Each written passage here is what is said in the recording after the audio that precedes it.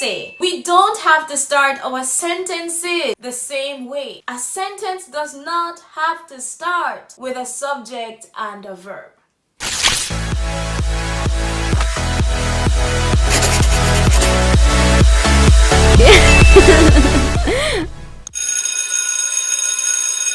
Hey guys, I'm Kerry. Welcome to my channel, Get Grammarous, where you learn English without the headache. Have you ever read or heard a story that kept you at the edge of your seat? If your answer is yes, chances are the beginning of those sentences helped to keep your attention. PSA.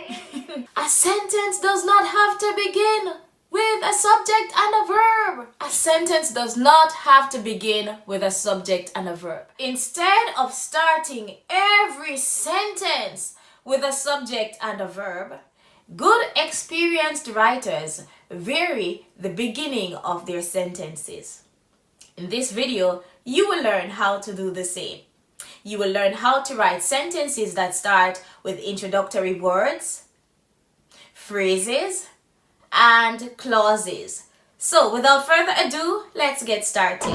First, use sentence connectives to improve your sentences.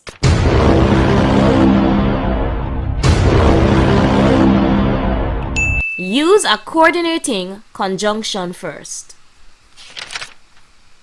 Examples of coordinating conjunctions are for, and, nor, but, or, yet, so.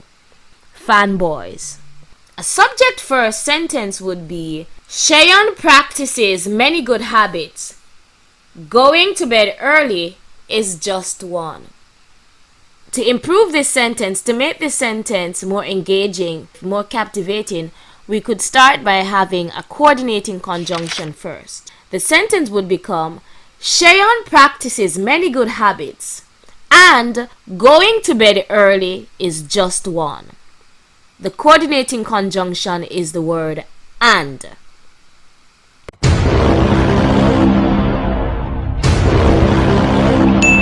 To make your sentences more interesting, use a conjunctive adverb first. Here is a list of common conjunctive adverbs. Also, anyway, besides, consequently, furthermore, however, instead, likewise, meanwhile, moreover, nevertheless, otherwise, still, then, before. Another example of a subject first sentence is Seth is only 5 years old. He can already use the computer better than his parents. How about we start this sentence with a conjunctive adverb first? Seth is only 5 years old. Nevertheless, he can already use the computer better than his parents. In this sentence, the conjunctive adverb is nevertheless.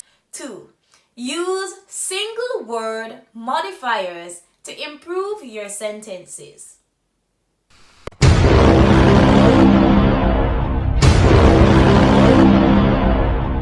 Another way to add variety to your sentences is by using single word modifiers first. The words of Erin's letter are poignant and uncanny and might suggest her intelligence. Instead of starting this sentence with the subject being first, let's start the sentence with a single word modifier. Poignant and uncanny, the words of Erin's letter might suggest intelligence. Avoiding eye contact supposedly indicates guilt.